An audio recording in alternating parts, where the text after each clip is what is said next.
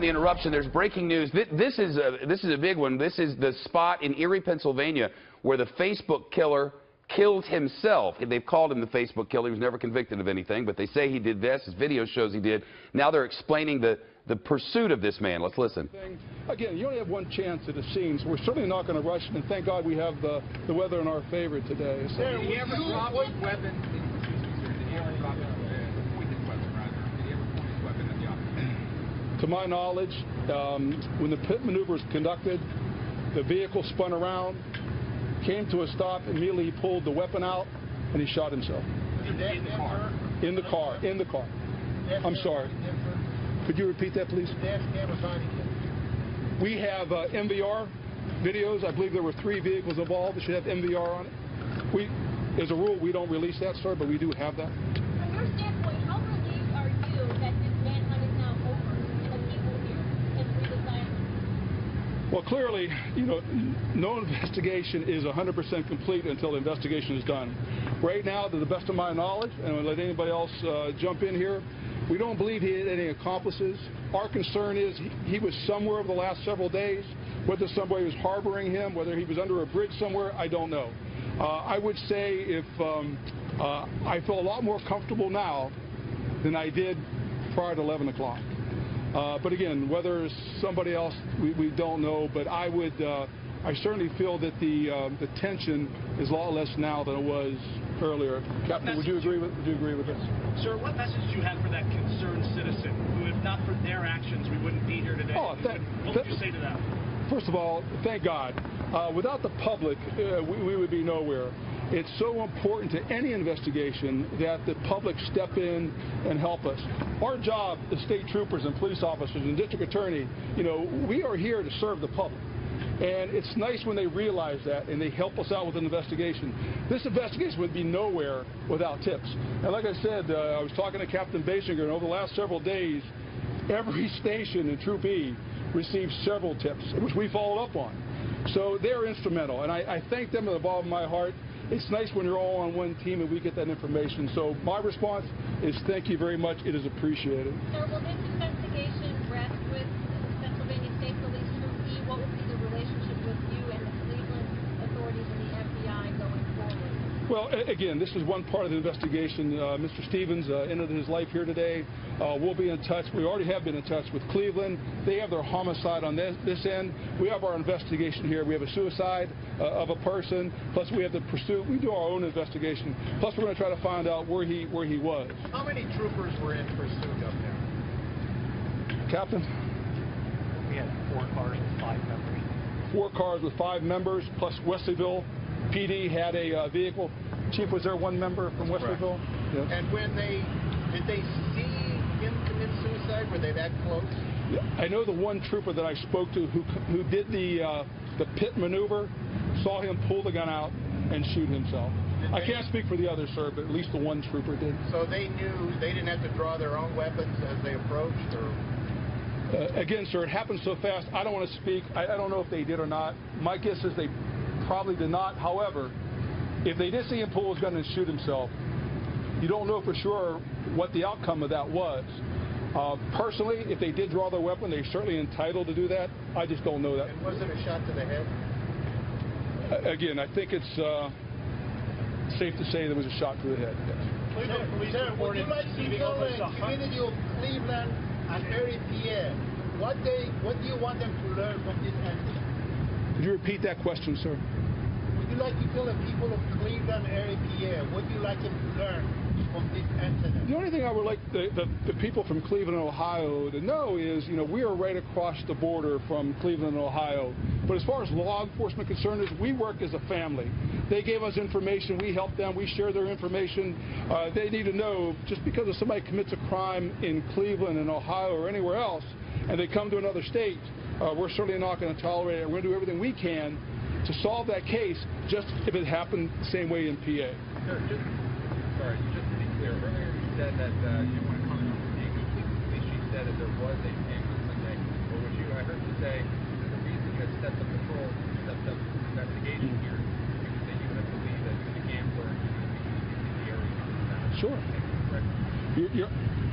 What I'm saying is we have no first-hand knowledge of a ping. We, meaning whether BCI or Troop E, we did not do a ping.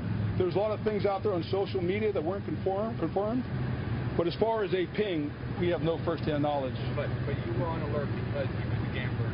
Well, it was all over. I mean, we were on alert because we watched the news, we talked to Cleveland, it was all over the place. I mean, let's face it, that's a heinous act to shoot a 74-year-old man walking on the street on Easter. I mean, that grabs your attention. And, you know, what we do, too, is to bring closure to victims like that. And again, that was just a terrible, terrible crime. And so as far as what I said, I do, you know, ping, we have no direct knowledge. But as far as the gambling and all that, you know, social media, information we did get from Cleveland, that all corroborated that. Sir, one of the next big questions here is where was he in that 48 hours? Obviously, you can't answer that at this point. But using your expertise, how difficult would it be to get that car from Cleveland to here with no one spotting it? How would you go about doing that? A lot of people are saying, how do you get from Cleveland to here with nobody seeing you? What would you say to them? A lot of luck, to be honest with you. I don't know if anybody else wants to chime in, but there are back roads, travel at nighttime. There's a lot of ways to do it. I'm certainly not going to educate future criminals out there, but it happens. It does. And just to confirm, this is on the stop. Has no relatives or connection. I will say this, ma'am. Right now, we're not aware of any. Sir, Cleveland PD reported receiving almost 100 or rather 400 tips over the past 48, 72 hours or so since this incident happened. As it got out into the media, are you able to quantify the number of tips that PSP has received in addition to that? I don't have direct knowledge, Captain. I'm not sure if you're aware of how many. I do not have. Yeah, we were. You know, it's a fresh incident. We're getting tips. It was more important for us to make sure they were signed and followed up on. I don't have a number for you right now, but like I said, every station in Troop E received tips. How long do you believe he was in Erie? I don't know. Today, at least for today. You could say at least overnight. That'd be an assumption on my part. I don't know. Unless someone else has some information. Correct knowledge how long he was in the city? I don't know. What time did this call come in today? 11:10. When the body is removed from the scene, will it be moved to the Erie County morgue or will it be returned to Cleveland? We'll go to the autopsy's tomorrow morning here. Sorry about that. Thank you. Good catch. Thanks.